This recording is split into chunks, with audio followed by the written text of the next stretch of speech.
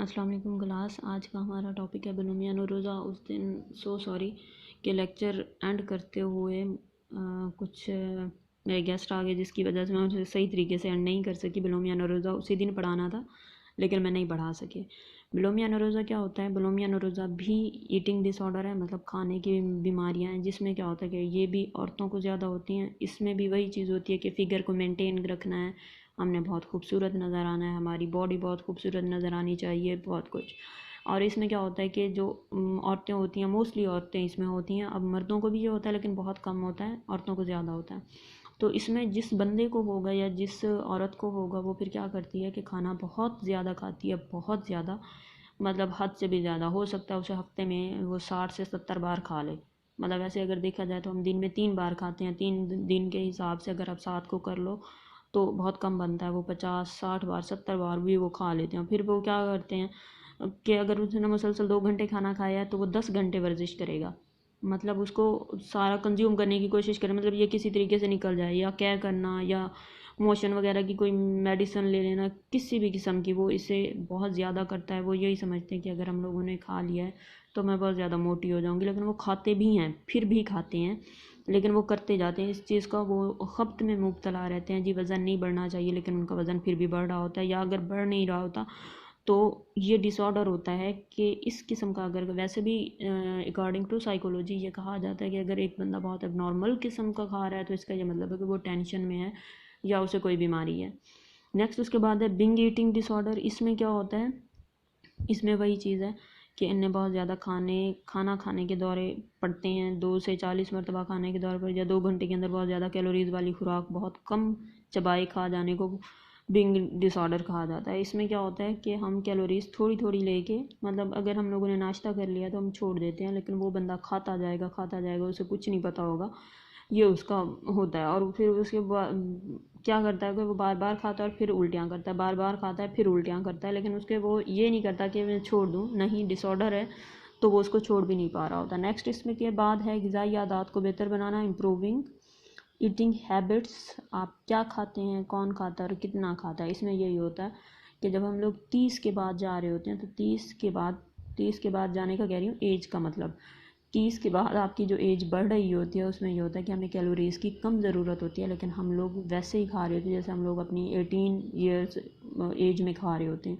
तो फिर क्या होता है कि वज़न बढ़ना शुरू हो जाता है या बहुत ज़्यादा बढ़ जाता है। अगर बढ़ता नहीं है तो बंदा कोई ना कोई बीमारी ज़रूर हो जाती है। उसमें यही होता है कि ग़िज़ाई आदत को बेहतर बनाना। जब तक आपकी ईटिंग हैबिट्स इम्प्रूव नहीं होंगी, अच्छी नहीं होंगी, आपको कभी भी ऐसा नहीं हो सकता कि कोई बीमारी हो। इसमें यही होता है कि जब अच्छी होगी तो आपको किसी किस्म की कोई बीमारी नहीं होगी। हमेशा यही कहा जाता है मुतवाज़िन ग़िज़ा खाएं। मुतवाज़िन ग़िज़ा का ये मतलब होता है कि उतनी ग़िज़ा खाएं जितनी आपको ज़रूरत हो, जितना आप खाना चाहते हो, जितना आपके जिस्म को ज़रूरत है। लेकिन हम लोग खाते जाते हैं, फिर क्या होता है, वेट गेन हो रहा है तो फिर हम कहते हैं नहीं हम खा नहीं रहे, लेकिन हम लोग कहीं ना कहीं बहुत कुछ खा रहे होते हैं। इसमें यह है क्या, ये आप लोग पढ़ लीजिएगा, आप लोगों को इसकी सारी मैंने पिक्स वगैरह सेंड की हुई हैं।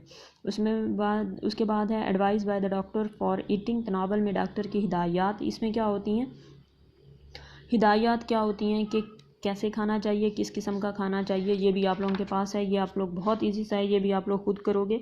वर्जिश करना, एक्सरसाइजिंग। वर्जिश करना क्या होता है? एक्सरसाइज करना, वॉक करना, ये सारा कुछ एक्सरसाइज में आ जाएगा। जब तक इंसान वर्जिश नहीं करता इंसान कभी भी ठीक नहीं रहता। वर्जिश डेली की बहुत ज़रूरी है, लेकिन फिर भी हम लोग बहुत सुस्त होते हैं, हम लोग ये काम भी नहीं कर पा रहे होते।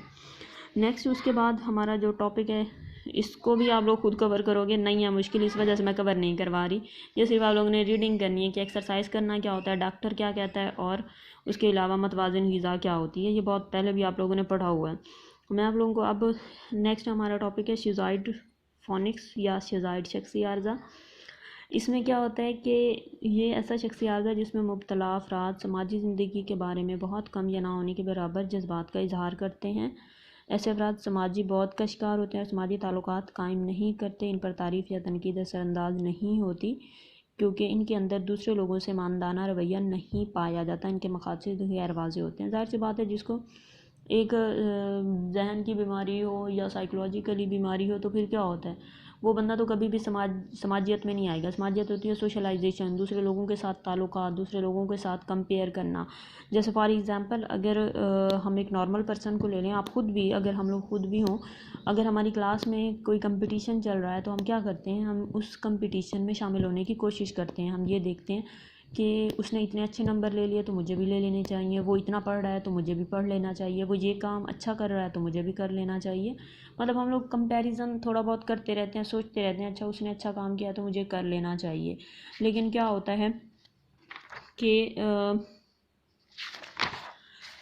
जो शुजाइड शख्सी आर्जा होता है, इसमें बंदा किसी उसमें नहीं होता। शख्सी आर्जा है, शख्सियत का है, पर्सनैलिटी पे बहुत इफ़ेक्ट होता है।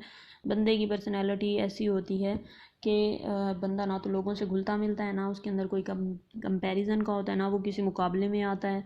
दूसरा ये होता है कि ये औरतों की निस्बत मर्दों में ज़्यादा होता है ये। उसके अलावा समाजी तामुल में शुजाइड अफराद बेरुखेपन और गैर जज्बातीपन का इजहार करते हैं। अपने तर्ज ज़िंदगी में ये लोग तन्हाई पसंद और फरारियत पसंद होते हैं, मशागल पसंद करते हैं जिनमें दूसरे अफराद शामिल, मतलब अकेले रहना ज़्यादा पसंद करते हैं। अकेले रहा जाए, कोई साथ ना हो किसी किस्म का, किसी के साथ कोई हमारा इमोशनल सीन ना हो। सीन होने का मतलब है कि किसी के साथ कोई इमोशनल अटैचमेंट ना हो। जैसे फॉर एग्जांपल हमारे पेरेंट्स के साथ हमारी बहुत इमोशनल अटैचमेंट होती है, अपनी फ्रेंड्स के साथ होती है, अपनी कज़न्स के साथ होती है। जो आपकी कज़न्स फ्रेंड्स हैं या कोई भी आपका पूरा एक पेयर ग्रुप है, आपकी बहुत ज़्यादा इमोशनल अटैचमेंट होती है। लेकिन इन लोगों को किसी किस्म की अटैचमेंट नहीं होती। दूसरा, ये मशागिल ऐसे पसंद करते हैं जिसमें ये अकेले बैठ के काम करते रहें।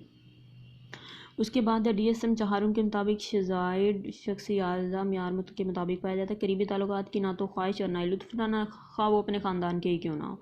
तन्हाई पसंद सरगर्मी में दिलचस्पी जिसमें दूसरे अफराद शरीक ना हो। दूसरे अफराद में जिनसी लिहाज से बहुत कम दिलचस्पी होना, बहुत कम सरगर्मियों में दिलचस्पी का इजहार करना, ज़िंदगी में दोस्त अहबाब और राज़दां अफराद की कमी, दूसरे अफराद की तारीफ़ या तनकीद से लाताल्लुकी का इजहार, जज्बाती सर्दमेरी, समाजी तनाई और लाताल्लुकी का इजहार करना।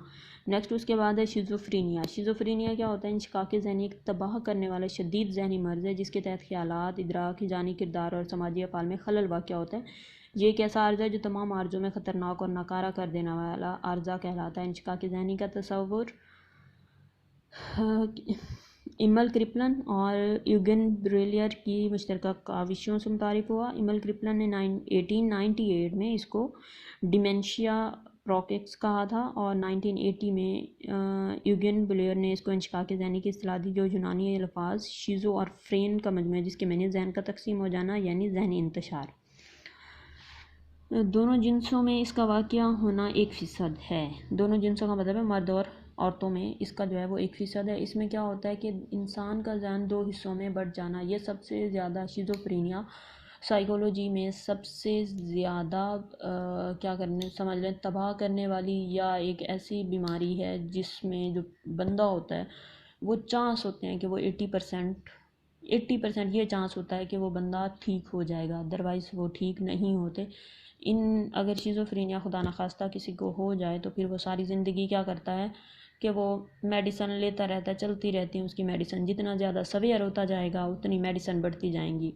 कुछ लोगों की मेडिसन इतनी भी होती हैं कि उन्हें एट अ टाइम, एक ही टाइम बैठ के, फॉर एग्ज़ाम्पल अगर उन्होंने सुबह की डोज़ लेनी है, मॉर्निंग डोज उनकी 20 टैबलेट्स होंगी कि उन्होंने 20 लेनी है, फिर किसी की 15 होंगी, मतलब ये है कि जितना जिसका बढ़ता जाएगा इनका ये उसकी मेडिसन की डोज़ भी बढ़ती जाती है। मेडिसन जो साइकोलॉजी की होती हैं वो क्या करती हैं, जो साइकोलॉजिकली कोई साइकेट्री की होती हैं, जो भी मेडिसन ले रहे होते हैं उसमें ये होता है कि ये मेडिसन सिर्फ हार्मोन्स को जाके या न्यूरोट्रांसमीटर्स को जाके सिर्फ बैलेंस कर रही होती हैं और कुछ भी नहीं। मतलब वो जो मर्ज़ हो चुका होता है उसको कभी भी वो जड़ से नहीं उखाड़। जैसे फॉर एग्ज़ाम्पल किसी उसकी हो गई इन्फेक्शन की होगी या बैक्टीरिया वगैरह की, जो हमारी एंटी बैक्टीरियल होती है, मतलब कोई कोई इन्फेक्शन हो गया, उसकी जो मेडिसन होती हैं वो क्या करनी है, इन्फेक्शन को ख़त्म कर रही होती है, बैक्टीरिया को। लेकिन जो साइकोलॉजिकली जो मेडिसन होती है वो सिर्फ बैलेंस कर रही होती हैं। कभी फिर ऐसा होता है कि बैलेंस ठीक तो हो जाता है, जिनको सवेयर डिसऑर्डर नहीं होते वो ठीक हो जाते हैं, लेकिन जिनको इस किस्म का शिज़ोफ्रेनिया सवेयर डिसऑर्डर हो जाए वो बहुत कम चांस होते हैं कि वो ठीक हो पाए। अब इसमें क्या होता है, इंशिकाक़ ज़हनी इसको 2 दर्जों में तकसीम किया जाता है, जिसमें एक है मनफी अलामात और एक होती है मस्बत अलामात। मस्बत अलामात में क्या होता है, गैर मुनज़्ज़म गुफ्तगू, वाहिमा, गलत इदराक, गलत अक़ीदे शामिल है। मनफी अलामात में हरकत व सकनात का कम होना, बात ना करना, खुश ना रहना, बेहिसी और बिलाहती अलामात काबिल ज़िक्र हैं। अब इसमें क्या होता है कि शिज़ोफ्रेनिया ना किसी, ज़ाहिर सी बात है जब वो सोशलाइजेशन में नहीं आते तो फिर वो क्या करते हैं, ना उन्हें दूसरों की परवाह होती है, ना वो किसी पर भरोसा करते हैं, उन्हें जिस्मानी नकाइस भी लाक होते हैं, उनके दिमाग के अंदर गैर मुनासिब ख्यालात गर्दिश करते रहते हैं।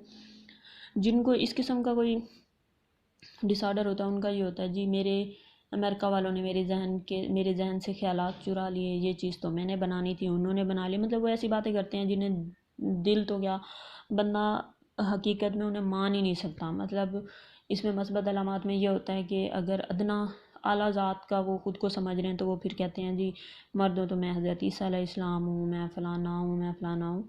मतलब ऐसी बातें जो उन्हें ख़ुद भी नहीं पता होती कि वो कुछ ऐसी बातें कर रहे हैं। लेकिन औरतों हों तो अभी जी मैं फिर हज़रत मरियम हूँ और फ़लाँ हूँ फ़लाँ हूँ, वो ऐसी ऐसी बातें करते रहते हैं जिसमें उन्हें पता ही नहीं होता कि वो कर क्या रहे हैं। लेकिन यह है कि आला ज़ात में वो इस किस्म का वो करते हैं। इंशिकाक ज़हनी के मरीज़ 10 साल पहले मर जाते हैं, उसकी ख़ुदकुशी का रुझान इंशिकाक ज़हनी के मरीज़ों से ज़्यादा बुलंद होता है। इंशिकाक के ज़िंदगी में ख़ुदकुशी करने की कोशिश का रुझान 20 से 40% और कामयाब शरह 10 से 15% है। मतलब ये होता है कि जिनके अंदर ख़ुदकुशी की रुझान होता है कि ख़ुदकुशी करनी चाहिए, खुदा न खास्ता किसी भी वजह से कोई घर के वो हैं प्रॉब्लम्स हैं या कोई और प्रॉब्लम लाइफ में और प्रॉब्लम्स है, उसमें क्या होता है कि जिन लोगों के अंदर होता है रुझान 20 से 40 होता है, लेकिन जो लोग अटेम्प्ट करते हैं सुसाइड, जो लोग एक पूरी कोशिश कर चुके होते हैं, मतलब खुदा न खास्ता किसी ने फांसी लगाने की कोशिश की, किसी ने टैबलेट्स खाने की कोशिश की, किसी ने खुद को आग लगाने, तो उसमें से उसकी फ़ीसद कितना है 10 से 15% होती है जो कर पाते हैं।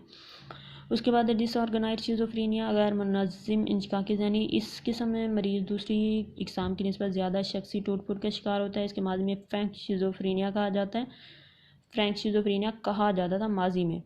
इस मर्ज़ के तहत मरीज़ का किरदार अजीब व गरीब होता है, समाजी सरगर्मियों में हिस्सा नहीं लेता, अजीब ख्यालात आते हैं, अजीब किस्म की क्या होता है बेढंगी किस्म की गुफ्तगू करता है, पिचगाना हरकतें कर रहे होते हैं। उसके अलावा समई औहाम मरीज़ को बहुत होते हैं। समई होते सुनने वाले, मतलब कोई उसे बुला रहा है, कोई उसे गालियाँ दे रहा है, हालांकि कोई भी नहीं होगा लेकिन वो कहेगा फ़लाँ ने मुझे गालियाँ दी हैं, मैं तो सुन रहा था, फ़लाँ मुझे ये कह रहा था। उसके बाद जिनसी ख्यालात और अजियत पसंद ख्यालात की भरमार होती है, मतलब ख़ुद को अजियत देना उन्हें अच्छा लगता है, वो किसी ना किसी कोशिश में होते हैं कि वह जारियाना किरदार करें और ख़ुद को अजियत दें। गैर मुनज़्ज़म इंशिकाक ज़हनी एक आम किस्म है जिसमें गैर मुनज़्ज़म गुफ्तगू, मूड में ख़राबी, गैर मुनज़्ज़म किरदार वगैरह के अलामात को देखा गया है। अब इसमें क्या होता है कि वो बच्चों की तरह हरकतें करते हैं, जब चाहे हंसना शुरू कर दें, जब चाहे बोलना शुरू कर दें, जब चाहे रोना शुरू कर दें। मतलब उनकी ज़िंदगी में किसी किस्म का कोई बैलेंस नहीं होता।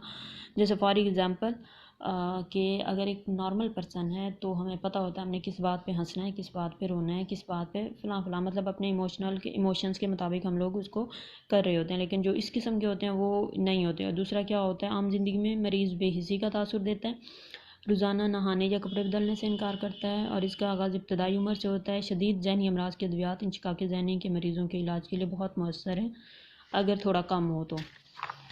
नेक्स्ट उसके बाद है बिलाती इंशिकाक ज़हनी या कैटाटोनिक शिज़ोफ्रेनिया। इसमें क्या होता है कैटाटोनिक शिज़ोफ्रेनिया में, इसमें ये होता है कि बिलाती शिज़ोफ्रेनिया दीगर शिज़ोफ्रेनिया की इकसाम की निस्बत कम वाक़या होता है, मगर ये मरीज़ों की ज़िंदगी में अचानक आ जाता है।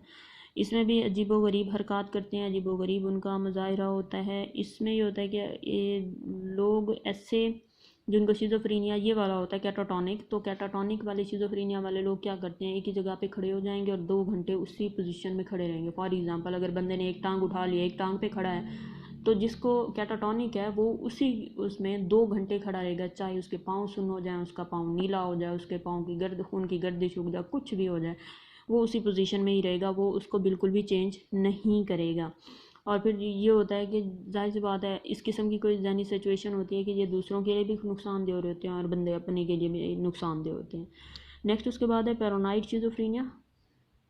पैरानॉइड शिज़ोफ्रेनिया या खब्ते अज़मत इंशिकाक ज़हनी, इसमें यही होता है कि गलत इदराक होते हैं, गलत वाहिमे होते हैं, गलत ओहाम होते हैं, गलत खब्त होते हैं। इसमें क्या होता है, खब्त वैसे ही गलत होता है। खब्त का क्या होता है, मतलब उसके माइंड में ख्याल आते रहते हैं, अच्छा मैं हज़रत ईसा अलैहिस्सलाम हूँ, अच्छा मैं फ़लाना हूँ, मैं फ़लाँ हूँ, मतलब अज़मत वाली बात आ रही है, मतलब वो ख़ुद को दूसरों से ज़्यादा अपर लेवल पे लेके जा रहा होता है, जी मैं इतना हूँ या मैं ऐसा हूँ। और इसमें क्या होता है, मुख्तलिफ वो कहता है मुझे आवाज़ें सुनाई देती हैं, मुझे मुख्तलिफ़ किस्म के लोग दिखाई देते हैं, और या फिर ये कहता है जी लोग मुझसे दुश्मनी करते हैं, मेरे बारे में बातें करते हैं, मुझे मारने की साजिशें कर रहे हैं, फ़लाना कर रहे हैं, ये सारा कुछ इसमें आ जाता है। और उसकी गुफ्तगू मुनज़्ज़म और तसलसल में होती है। बलाहतीन शिका के ज़हनी का मरीज़ बहुत ज़्यादा चुस्त, होशियार, मद्दल पुरजोश रहता है, वो शदीद हिजानी रद्द-ए-अमल का मुज़ाहरा करता है। उसकी गुफ्तगू मुनज़्ज़म और तसलसल में होती है। नफ्सियाती टेस्ट और अद्वियात के ज़रिए शिका के ज़हनी के मरीज़ का इलाज किया जाता है। उसके बाद है अनडिफरेंशियल शिज़ोफ्रेनिया या गैर इम्तियाज़ी शिका के ज़हनी। इसमें क्या होता है, अनडिफरेंशियल है। अनडिफरेंशियल का मतलब है कि इसकी कोई टाइप पता नहीं चल रही होती कि शिज़ोफ्रेनिया की टाइप कौन सी है। इसमें सारी की सारी जो उसकी वो अलामात होती हैं वो सारी मिली जुली होती हैं। बंदे को खुद भी नहीं पता होता कि उसे हो क्या रहा है, या जो बंदा साइकोथेरेपी दे रहा है या साइकोलॉजिस्ट चेक कर रहा है या जो साइकेट्रिस्ट कर रहा होता है, उसकी जब अलामात वगैरह उसे पता चलती हैं तो उसे सारी मिली जुली, कुछ कैटाटॉनिक की आ जाती हैं, कुछ पैरानॉइड की आ जाती हैं, कुछ बलाहती की आ जाती हैं। उसमें क्या होता है, फिर वो उसको अनडिफरेंशियल शिज़ोफ्रेनिया कहा जाता है। इसके भी वही हैं, ख़ब्त हैं, तोहमात हैं, तफक्कुरी नकाइस हैं, बाज़ारी किरदार, मनफी अलामात, वही सारी चीज़ें उसमें आ जाती हैं। लेकिन वही होता है कि जब तशख़ीस की जाती है तो उसका वाज़ेहपन नहीं नज़र आ रहा होता कि इसको पैरानॉइड शिज़ोफ्रेनिया है या इसको कैटाटॉनिक है या इसकी कौन सी है। नेक्स्ट उसके बाद है रेजिडुअल शिज़ोफ्रेनिया या मामूली इंशिका की ज़हनी। मामूली शिज़ोफ्रेनिया का मरीज़ इलाज मुआलजे की तिबी हिस्ट्री रखता है। उसके अंदर मामूली नोयत की शिज़ोफ्रेनिया की अलामात मौजूद होती हैं। उसके अंदर ख़ब्त तोहमात ख़त्म हो चुकी हैं लेकिन कुछ मनफी अलामात का इजहार कर रहा होता है। इस किस्म का इतलाक़ उन सूरतों में होता है जब मरीज़ मुआलजाती मियार के मुताबिक शिज़ोफ्रेनिया पर पूरा नहीं उतरता। ऐसे मरीज़ों को फ़ौरी तौर पर तवज्जो और इलाज की ज़रूरत होती है ताकि वो फिर से मुकम्मल शिज़ोफ्रेनिया में मुब्तला ना हो जाएं। शिज़ोफ्रेनिया के इस किस्म के मरीज़ों के ठीक होने के चांसेस काफ़ी होते हैं, क्योंकि बहुत मामूली सा होता है तो बहुत ज़्यादा चांस होते हैं, अदरवाइज़ चांस नहीं होते। नेक्स्ट इसका आप लोग खुलासा पढ़ लीजिएगा, इसमें से कोई पॉइंट समझ ना आए तो मुझे दोबारा बता दीजिएगा। ओके जी, क्लास, अल्लाह हाफ़िज़।